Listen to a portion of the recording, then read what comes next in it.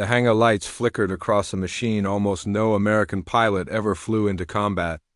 A fighter that looked like a P-39 Airacobra yet was something far more dangerous. Its wings were sharper, its engine stronger, its climb steeper, and its body wrapped around a 37mm cannon capable of tearing tanks apart.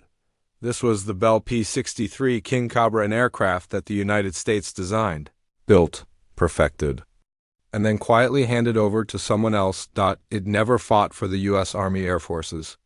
It never became their frontline fighter, and yet it fought in one of the most brutal arenas of World War II. Today, we peel back the classified layers of the P-63's real story, the secret testing, the political tug-of-war, the lethal frontline action it saw thousands of miles away, and the controversial nuclear mission that cemented its place in aviation history. This is the forgotten revolution of the King Cobra. In early 1942, the United States found itself fighting a war it had been unprepared to enter, on fronts stretching across half the globe. The shock of Pearl Harbor had barely settled when grim reports began pouring in from the Pacific. American fighters, outdated, underpowered, and outmaneuvered, were struggling desperately against the deadly Mitsubishi A-6M-0.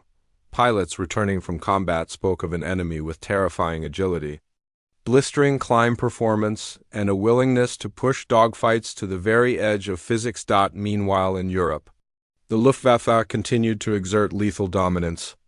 Bf-109s and FW190s harassed Allied formations with alarming ease. Air superiority, so vital for any hope of launching strategic offensives, remained elusive. American commanders knew they needed new fighters, fast.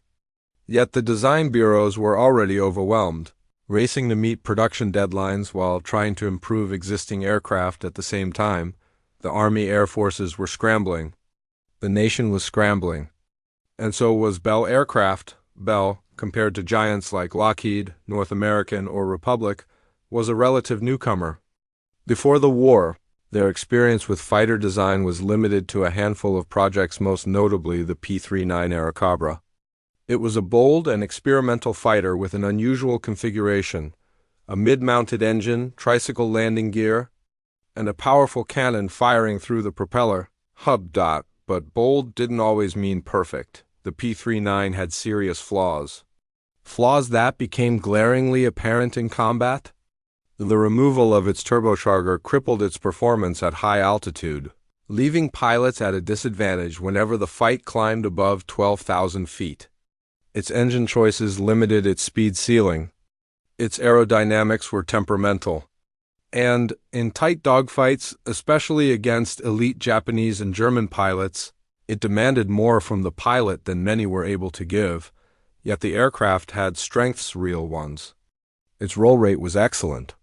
Its rugged construction allowed it to withstand considerable damage, and its firepower was unmatched. A 37mm cannon, capable of ripping through armor and aircraft alike. In that imperfect but promising airframe, the Army Air Forces saw potential.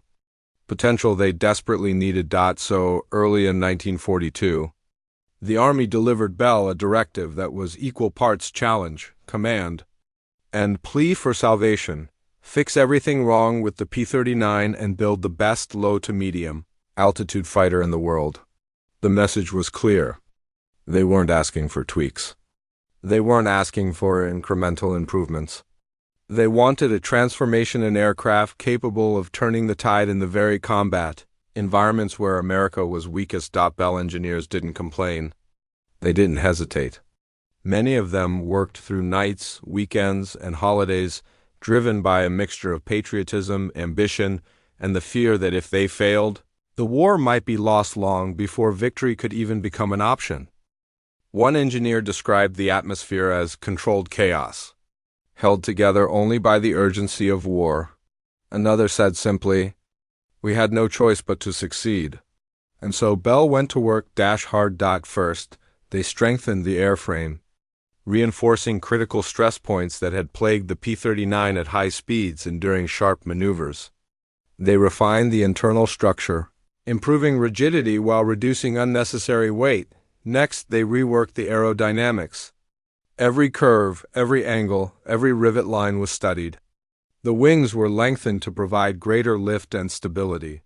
The tail assembly was redesigned to improve control authority.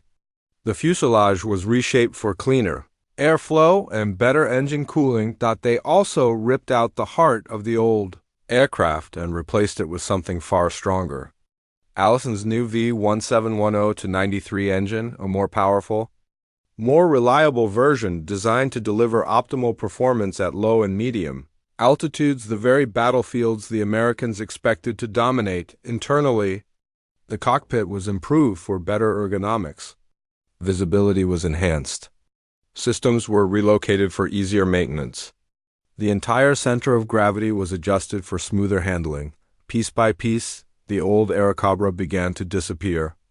Every flaw identified by pilots, every limitation logged in combat reports, every complaint filed by maintenance crews was addressed with obsessive detail. And slowly, over months of brutal redesign and relentless testing, a transformation took shape. What had begun as a frustrated attempt to salvage a flawed fighter became something far more ambitious, a complete rebirth. By late 1942, Bell engineers rolled out a prototype so different, so improved, and so advanced, compared to the original P-39, that the Army Air Forces didn't see it as an upgrade at all. They saw it as a new aircraft, a successor, a weapon forged under pressure, a serpent reborn from the failures of its past. The Airacobra was gone. A new serpent emerged. And soon, the world would know it by a new name, one that would become legend on a front where the West never expected it to fight, the P-63 Kincobra. The prototype XP-63 made its first flight in December 1942, lifting off from the icy runway at Bell Aircraft's Buffalo facility with a sense of quiet urgency. The engineers watching from the ground held their breath, not because they feared failure, but because they knew how much was riding on this moment. Bell had spent the past year tearing the Airacobra apart, rebuilding it, reshaping it, and refining it into something new, something sharper, something designed to survive the next phase of a world war within minutes of takeoff. The test pilots understood they weren't flying an improved P-39, they were flying something fundamentally different. The XP-63 climbed eagerly, far better than the Airacobra had ever managed. Pilots who had wrestled with the P-39's quirks were surprised at how responsive the controls felt. The aircraft rolled with a crispness that hinted at real dogfighting potential, and its newly strengthened structure allowed it to dive like a falling anvil, then pull up cleanly without shaking itself to pieces. But the most important change wasn't how it flew. It was how it fought, with the massive 37mm MM-10 cannon firing through the propeller hub. The XP-63 was astonishingly stable. Test pilots fired burst after burst, expecting the recoil to kick the nose off target, but the gun platform held steady. The Kincobra wasn't just a fighter, it was a precision weapon delivery system, something few aircraft of the era could claim. By spring 1943, after dozens of refinement flights and hundreds of design tweaks, the XP-63 had matured into a machine that, on paper, could outmatch early Spitfires, Hurricanes, Typhoons, and even several versions of the Bf-109. Its low-altitude power, structural durability, and concentrated firepower made it a potential frontline monster. Bell's engineers proudly presented performance charts showing climb rates equal to or above many Allied fighters. They demonstrated improved handling, better reliability, and a ruggedness that could withstand the brutal conditions of combat operations. The Kincobra was ready, or so Bell believed, but there was a problem. A big one.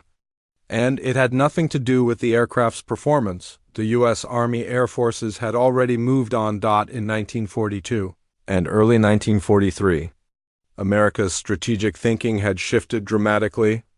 The war in Europe had become a high-altitude campaign, massive bomber formations pushing deep into Nazi-occupied territory, protected by fighters capable of meeting the Luftwaffe at 25,000 feet or higher. Dogfights, interceptions, and bombing raids weren't happening at sea level anymore. They were happening in the stratosphere, and in that fight, the P-63 had a flaw it could never fully escape. Its high-altitude performance still lagged behind.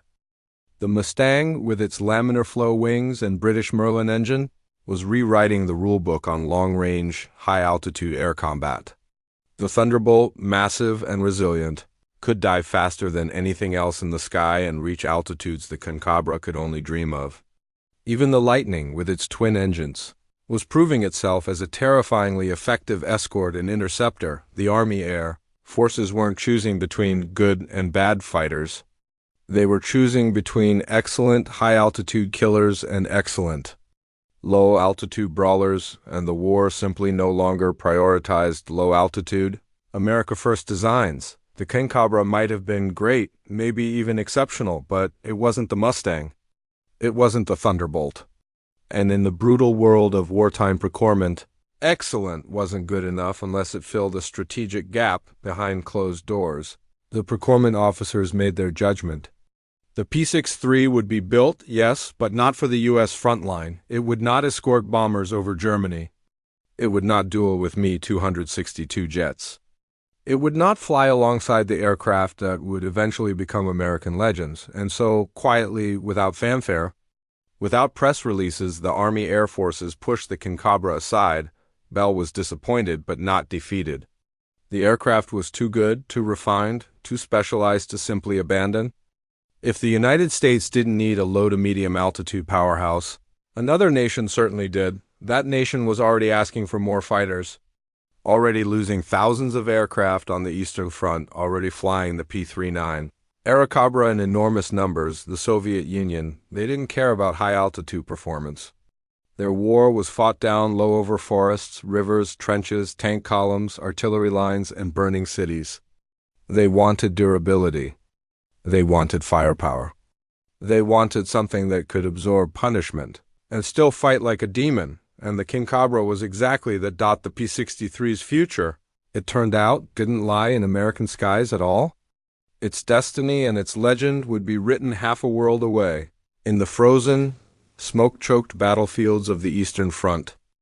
Just as the aircraft seemed destined for obscurity, a new buyer emerged, not a domestic one, not a traditional ally, but a nation locked in the bloodiest battles in human history. The Soviet Union, the USSR, had flown thousands of P-39 Airacobras with stunning success. Their pilots didn't fight high-altitude bomber wars. They fought vicious low to medium altitude battles over tank columns, forests, trenches, frozen rivers, and burning cities. And at those altitudes, the P-39 was a monster. Soviet aces racked up jaw-dropping kill counts using Airacobras. Even the top Allied ace of the entire war, Grigory Rechkolov, earned most of his victories flying one Datso. When they heard America was building a better Airacobra, the Soviets sent a simple message: we'll take everything you can build. And so began a secret, politically sensitive partnership. The United States would build one of its most advanced fighters and ship almost all of them to the Soviet Union. When the contract for full-scale Concabra production finally arrived, Bell Aircraft's factory in Niagara Falls didn't simply ramp up activity, it erupted into motion. The plant became a living organism, a thunderous industrial machine driven by urgency, innovation, and the pressure of global war. Rail cars screeched into the facility day and night, unloading mountains of aluminum sheet, crates of precision-machined components, and loads of raw materials destined to become aircraft that would shape the final years of the conflict. Inside the plant, thousands of workers, many of them women replacing the men who were now overseas, took their positions along the rapidly expanding assembly lines. From welders and riveters to inspectors and engineers, the line thrummed with synchronized efficiency. The P-63 was not an ordinary fighter, and producing it was far from ordinary work. The Concabra's mid-engine configuration, inherited from the P-39 but redesigned for greater power and structural strength, required specialized jigs and custom tooling. This wasn't a simple matter of bolting pieces together. Every major step in the assembly process had to be rethought.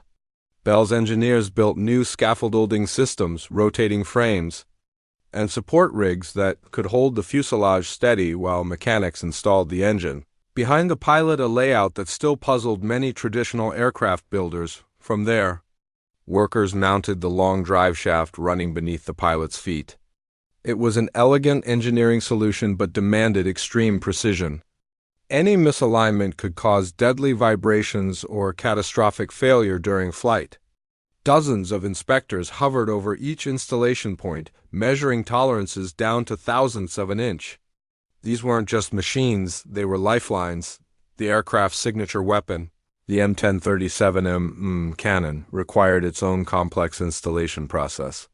Mechanics slid the barrel through the central opening in the propeller hub, threading it with almost surgical delicacy. The placement had to be exact. A fraction of a degree off could cause the shell to strike the propeller blades, an unthinkable scenario. Only highly skilled workers were trusted with these steps, and Bell's training program worked nonstop to ensure teams were always ready. Meanwhile, fuel tanks were fitted inside the wings, maximizing range and endurance. Armor plating heavy, hand-shaped steel segments was bolted around the cockpit to protect the pilot from enemy fire. Every plate was tested, stamped, and recorded. The Soviets, who had repeatedly complained about vulnerable American designs early in the war, demanded durability. Bell listened. The P-63's cockpit became a steel cocoon. Day by day, the factory pushed out more aircraft. Dozens rolled out of the hangar doors every 24 hours, glossy, streamlined, freshly painted, and gleaming under the factory lights. Engines revved and roared as test pilots performed ground checks, then took them into the skies above New York for shakedown flights. But despite all this work, despite the pride of the crews who built them, almost none of the King Cobras stayed in the United States. The flow of aircraft formed a river, pouring north toward the cold edges of the continent. Completed P-63s were packed onto rail cars and carried across the vast American interior to staging points in the Pacific Northwest. From there, they were flown to Great Falls, Montana, the start of the ALSIB route, the Alaska-Siberia ferry system. This was one of the most dangerous delivery corridors of the entire war. American pilots took the King Cobras into the air and guided them across the frigid, unpredictable wilderness of Alaska. Storm systems formed in minutes, engulfing aircraft in blinding snow and gale force winds. Runways were often nothing more than frozen mud and gravel, marked by oil barrels and flickering lanterns. Temperatures plunged low enough to crack metal, freeze hydraulic systems, and stop engines dead, yet the ferry pilots kept flying. And the King Cobras kept arriving. Once the aircraft reached Ladd Field near Fairbanks, teams of Soviet pilots and technicians took over. Many had trained specifically to fly American machines. Others learned on the spot. After a quick inspection, they climbed into their new fighters and set off across the Bering Strait, one of the most treacherous stretches of air anywhere on Earth. If the American leg was dangerous, the Soviet leg was worse. Siberian weather cared nothing for schedules or treaties. Snowstorms swallowed visibility. Navigation beacons failed. Mountains lurked beneath cloud layers, waiting for pilots to descend a few feet too far. Planes went missing. Planes went down. Some pilots survived. Many did not. But still, the King Cobras arrived in the thousands. Despite everything, they came to the Soviet Union desperate for modern fighters to replace losses the world could scarcely imagine. The P-63 was more than a new aircraft. It was relief. It was power. It was hope delivered on aluminum wings. Mechanics marveled at its engineering. Pilots praised its ruggedness. Commanders admired its reliability and ferocious firepower. In frontline squadrons that had been flying patched up Yukon South and cobbled together LAGG-3 South, the arrival of brand-new American fighters felt almost miraculous. To the Soviets, the P-63 wasn't just another Lend-Lease delivery. It wasn't just another tool of war. It was a godsend.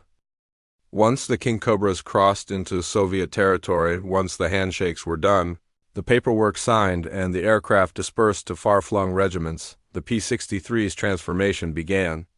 The Americans had built a highly capable fighter. The Soviets turned it into a weapon tailor-made for the Eastern Front. The first thing Soviet ground crews did was strip the aircraft down.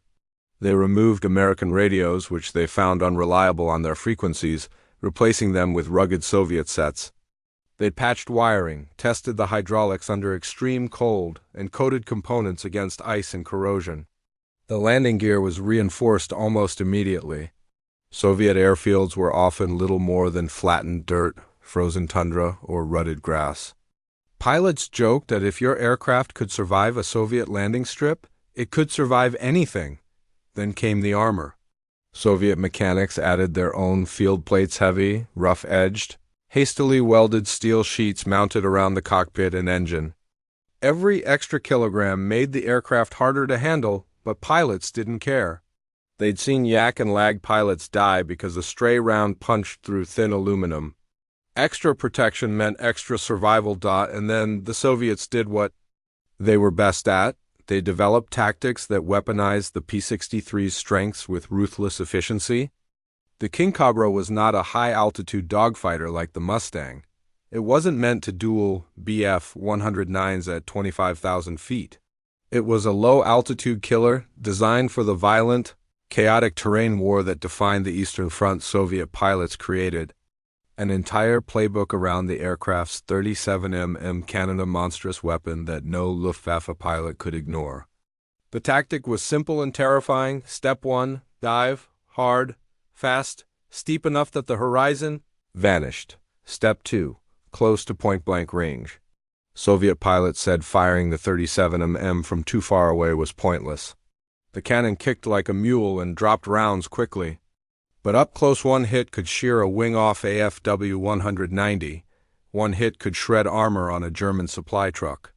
One hit could turn a Ru-87 or Ru-88 into a fireball, and two hits could crack open a Panzer like a tin can. Supporting this cannon were the King Cobra's heavy machine guns, 2 synchronized, 50 calibers in the nose and 2 more in the wings.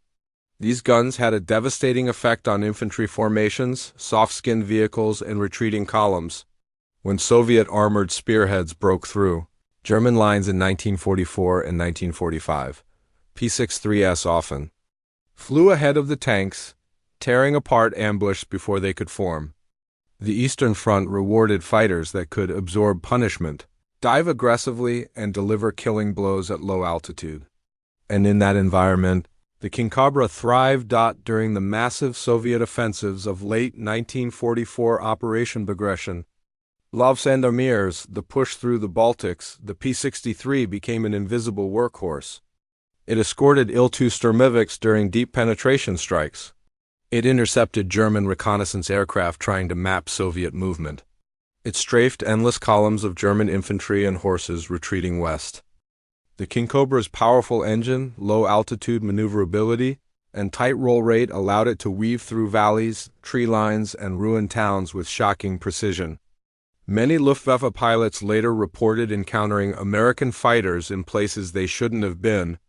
Those fighters weren't Mustangs, they were P-63s. And when the Soviet Union began its final drive toward Berlin in early 1945, the King Cobra followed the armored columns across the Vistula, the Oder, and into the outskirts of the capital. German troops, desperate and exhausted, often mistook the P-63's silhouette for a P-39 and dismissed it as obsolete. Until the cannon fired.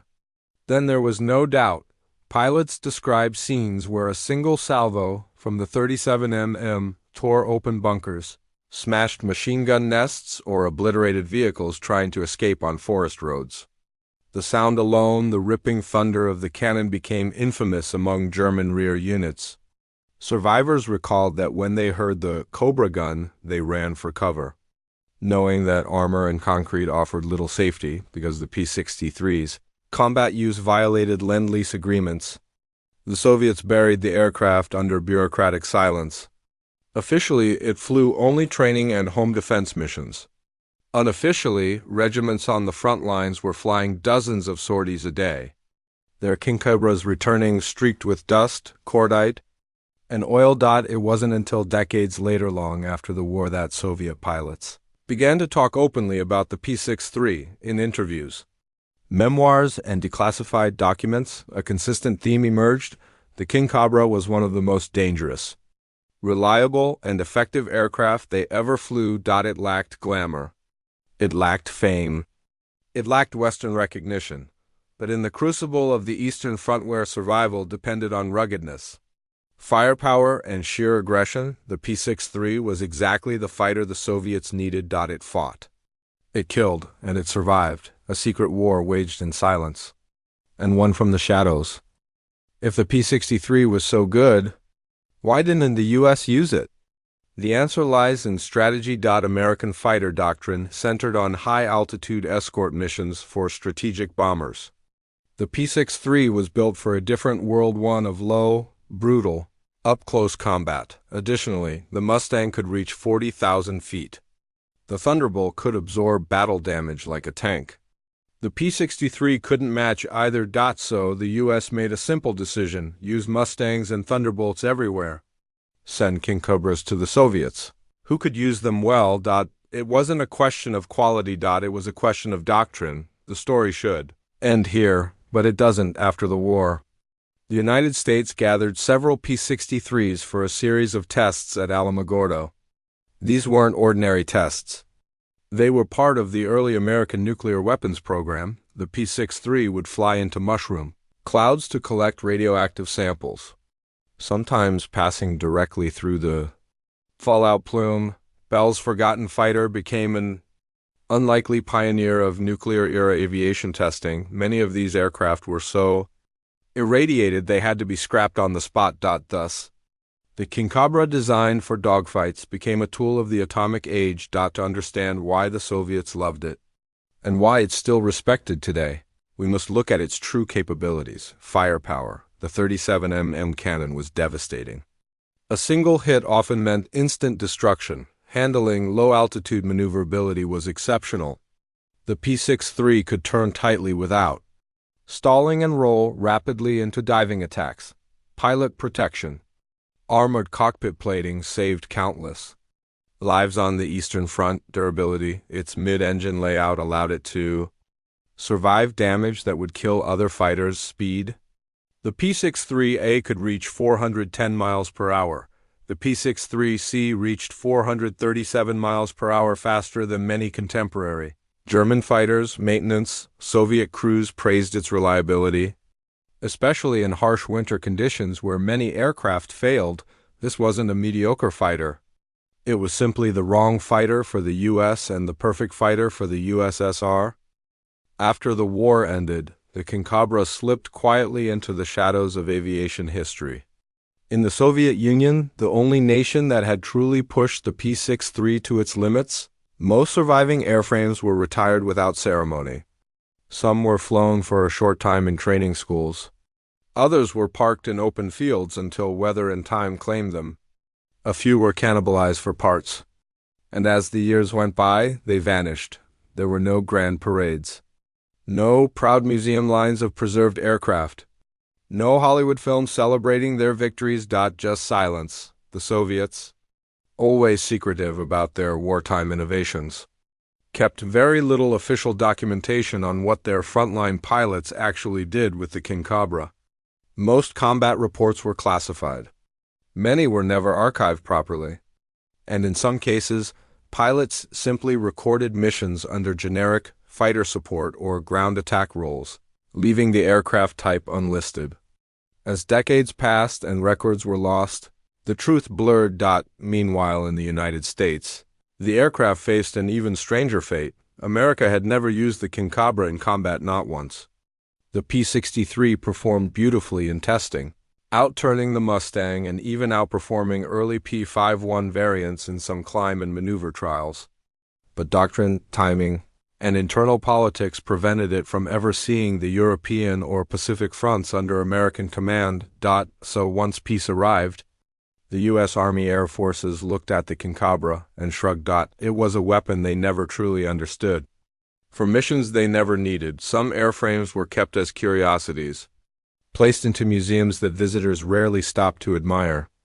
Others were scrapped without a second thought. Just piles of aluminum that had never fired in anger under the American flag, but among the right circle's aviation historians, test pilots, collectors, engineers, and especially Soviet veterans, the truth survived.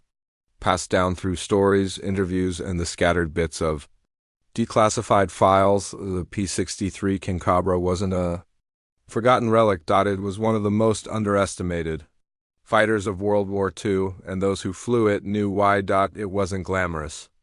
It didn't have the sleek Hollywood silhouette of a Mustang. It didn't have the mythical reputation of the Spitfire. It didn't have the brute, muscular fame of the Thunderbolt on the surface. The Kincabra seemed like a footnote in the shadow of greater legends, but in the right hands, when flown by pilots who understood its powerful mid-engine balance, its deadly 37mm cannon, its rock-solid high-speed behavior, the aircraft became something else entirely. A precision weapon, a tank killer, a brutal, low-altitude sprinter capable of ripping through enemy formations before they even realized what hit them. The Soviets figured out what America never did, that the Kincabra was not just a fighter, it was a battlefield scalpel, perfect for the brutal, close-range, high-intensity combat of the Eastern Front's final year. This is the great irony of the P-63 story. Aircraft are often remembered for what they symbolize: freedom, victory, sacrifice, technology. But the Kincabra's legacy tells a different lesson, one much deeper. The success of any fighter doesn't come from its blueprint alone. It comes from doctrine, right? Doctrine can transform an overlooked design into a frontline killer. Wrong doctrine can bury a masterpiece. Before it ever fires a shot, the Americans saw the P-63 as a less important cousin of the P-39, useful for training, maybe for homeland defense, but not worth combat deployment when Mustangs and Thunderbolts were already dominating the skies. To them, it was a puzzle piece that didn't fit their strategic picture, but the Soviets, they saw opportunity, they rewrote tactics, modified the aircraft, hardened it for rough frontline airfields, and unleashed it in a role perfectly suited to its strengths. And in that environment, the Kincabra didn't just perform well, it thrived. This is why. Among Eastern Front veterans, you'll sometimes hear stories whispered in interviews: a lone P-63 diving like a thunderbolt through a column of German vehicles, a Kincabra punching holes in armored convoys with its 37mm gun, a squadron using their speed and low-altitude agility to slice through retreating formations, pilots talking about how they trusted the aircraft with their lives, not because it was perfect, not because it was famous, but because it worked. The Kincabra was a fighter designed ahead of its time, trapped by circumstance, misunderstood by its creators, and perfected by those who inherited it. Its story represents a rare truth in aviation history. Sometimes the best aircraft never become icons. Sometimes the deadliest weapons never become legends. Sometimes the machines that changed battles leave behind no monuments, no preserved fleets, no polished museum exhibits, only the memories of the pilots who knew what they were capable of. Today, only a handful of P-63s survive. Most sit quietly in museums, admired only by those who know to look for them. A few still fly at air shows, their engines roaring reminders of a legacy almost lost. But those who study the war, those who dig deeper than the common myths, all come to the same conclusion. The P-63 Kincabra deserved far more than history ever gave it. It was, in every sense, a masterpiece that simply never had its American stage, yet found greatness on another. And that is the true legacy of the Kincabra. Asterisk. History is full of machines that were ahead of their time, built for the right war, but the wrong strategy. The Kincabra was one of them. Yet, where it was needed most, it became a weapon of unmatched precision and power. If you want more untold stories, battlefield technology breakdowns, and forgotten legends of the Second World War, make sure you subscribe to WW2 Rewind. And tell me in the comments, what aircraft, tank, or mission should we uncover next? The past is full of secrets. Let's uncover them together.